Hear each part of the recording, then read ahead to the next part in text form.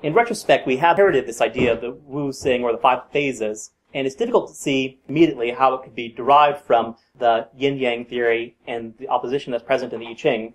One of the reasons why this is complicated is because it doesn't appear, at least in the extant records, that the 5 phases theory or wuxing theory is something that's widely spoken of before the Han Dynasty. So it appears that there's rival numerological systems based on other theories such as 3, 4, 5, 9, and 12 that all have correspondences or are attributed to correspondences in nature. And given the plethora of these correlationist and numerological conceptions, how might we justifiably and scientifically decide between the different numerological theories? It seems as though each one appears as good as each of the others. There's no impartial and universal and objective means of deciding between their relative merits. John Major, in Myth, Cosmology, and the Origins of Chinese Science, has, however, proposed, I think, a plausible hypothesis that there's an astrological or astronomical origin to the 5 phases theory. John S. Major concludes that the 5 phases of wuxing are ultimately derived from the 5 visible planets. One of the ways in which this can be seen is by looking at how the Chinese understood the cosmos in relation to the Earth. The Chinese were very keen to observe that there were 2 solstices and 2 equinoxes that divided the seasons into 4 seasons. And they conceived of the relationship between heaven and Earth as Earth being shaped like a square and heaven being shaped like a circle, in which the square is contained within the circle. And the old metaphor that was used to describe this was the same imagery of the tortoise that we saw with the sacrifices. This most basic principles of Huanglao cosmography, this apparently had its first explicit statement in Zhuo Zhao Bi, Zhuangjing, a classic of mathematical work from the early 3rd and 2nd century BC. In The Shape of the Cosmos, Sarah Allen describes how, at least as far back as the Shang dynasty, the Chinese conceived of the Earth as being shaped like the character U, with 4 squares radiating out in the cardinal directions, surrounding a central square. As Allen notes, a common and very old metaphor for the Earth and heaven was the shell of a turtle. Heaven covers the Earth as a round carapace covers the square plastron. John S. Major in Heaven and Earth in Early Han Thought argues that the roundness of heaven was taken for granted, while the squareness of the Earth was thought to have been a result of the disaster wrought by the feud between Gong Gong and Zhuang Zhu, who knocked an ecliptic slant from the celestial equator during a primeval conflict that produced the astronomical phenomena from which we derive the 4 seasons. Connecting these points forms a square, and the square is the Earth, an idealized Earth bounded by celestial time and defined by the 4 seasons. John S. Major summarizes in Heaven and Earth in Early Han Thought that the dominant image in all of these schematic depictions of heaven and earth is that of axial centrality. The axis mundi was thought of as penetrating down to the yellow springs below the earth and ascending through the gate of heaven into the sky. And this image is found, for example, in Huannanzi 8.6a, when Bo Yi bored the first well, the dragon mounted on a dark cloud and divinely made its dwelling on Mount Kunlun. The axis of heaven was usually taken to be the pole star, the axis of the earth, a point lying directly beneath it in far north China. This was also represented in Chinese mirrors and also in the allegory of the chariot, which was the chariot box is the earth and the umbrella is the heavens.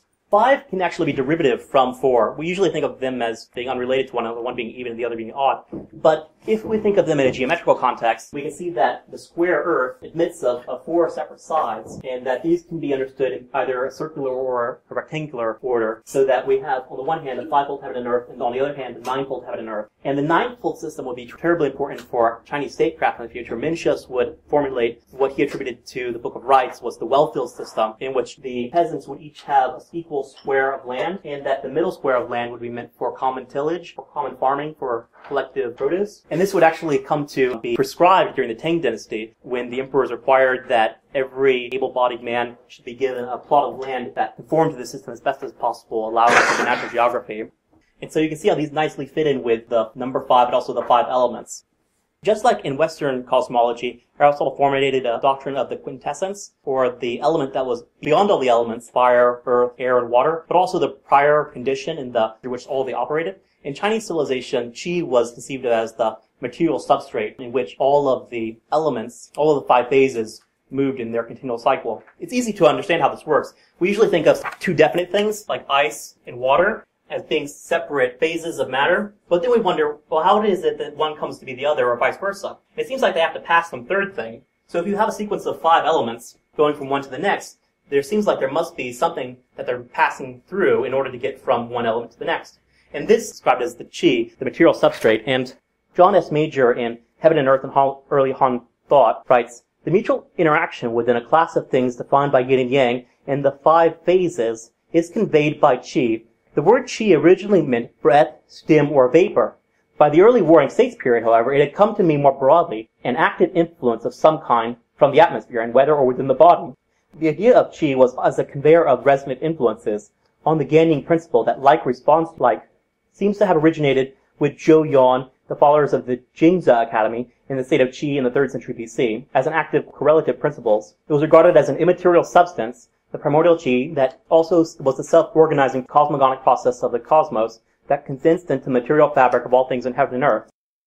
When I described how Chinese medicine had its roots in Daoism, I spoke a little bit anachronistically. Daoism is a word that we've inherited, and we refer to the religious and philosophical tradition that is today represented in a myriad of different religious lineages and monastic practices. But in ancient China, it wasn't yet either a monastic tradition or even a coherent philosophical tradition. The first time it becomes so, and the first time we have archaeological evidence of Daoism, is in a school of philosophy that scholars have retrospectively called Huanglao Daoism, or Daoism that combines veneration of Huangdi, the Yellow Emperor, with Lao Tzu. And it appears that the joining of two major philosophical Taoists, Lao Tzu and Zhuangzi, was something that appeared at a later date. It is believed that Huanglao Daoism first emerged in the Qi state during the middle of the Warring States period. It emphasized the cultivation of virtue as advocated by the Yellow Emperor, Huangdi, and Lao Tzu, and by the early Han Dynasty, the mainstream of Huanglao thought concerned itself with the art of government. Huanglao philosophy flourished in the state of Qi, where the immortalists were also active, and the two schools developed in the same environment, mutually influencing one another, and finally merged to form the Huanglao tradition. Huanglao Daoism is thought to have probably been the earliest philosophical school that linked Lao Tzu and Zhuangzi, along with the worship of Huangdi, the Yellow Emperor, the school of naturalism, and elements of Chinese folk religion, along with other aspects from the other 100 schools of thought recorded in the records of the grand historian, Sima Qian. All of these together would contribute the raw ingredients that would come to constitute what we today call Daoism. John S. Major summarized the current consensus in Taoist studies that Taoism as it was understood in the early Han Dynasty was essentially identical to Huanglao school. The old distinction between philosophical Taoism of the pre-Han period and religious Taoism of the later Eastern Han has begun to break down. Taoism as a named, identifiable school was itself a principal product of the pre-Han and early Han syncretism, and was ancestral to both Confucian syncretism of Dongzhongzhu and the religious movement that took the name of Taoism in the 2nd century AD. Some of the earliest evidence of Huanglao Daoism comes from the Wuangdi archaeological finds in Hubei province. They were discovered in 1979, and they contained the earliest bamboo scrolls and evidence of Taoist texts before they were formulated and redacted in the Han Dynasty. When I say redacted, I mean that the Tao Te Ching today has 81 chapters, but during the Han Dynasty it had over 300. So subsequent scholars had to go back and try to sort out which of the chapters were authentic and which ones were inauthentic, and also put them together in what they thought was a consistent and orderly way. Harold D. Roth contends that the original meaning of Taoism actually referred to the Huanglao school, and that it was only afterwards called Taoism as a simplification by the records of the grand historian Sima Qian during the Han Dynasty. Randall Peerbloom summarizes that Huanglao Taoism supports the natural law grounded in nature and characterizes Huanglao Taoism as foundational naturalism, meaning naturalism based on cosmic natural order that includes both Rin Dao, or the way of humans, and Tian Dao, or the way of heaven. Huanglao ideology gives normative priority, or prioritizes the value of the natural order over that of the human order based on the harmony of the cosmic order. So we see that in Taoism, as in shamanism, as I described previously, the natural order, or the law of heaven, is more important, so that its own imperatives or its own operations or its own purposes are superior to and subordinate all purposes of human activity within them. And so this is one of the reasons why Confucius and the Analects and Lao Tzu describe correspondence of the Tao that they're meant to fulfill as their highest purpose in life, whether in virtue or in the state or in their sympathy towards nature. In Taoist cosmology, we're presented with cosmogony, or a narrative of the logical origin of things in the universe. In the Tao Te Ching, Lao Tzu writes, Tao births one, one births two, two births three births the 10,000 things. The 10,000 things carry yin and yang on their backs, embrace yang to their chest, and by mixing the two qi, achieve harmony.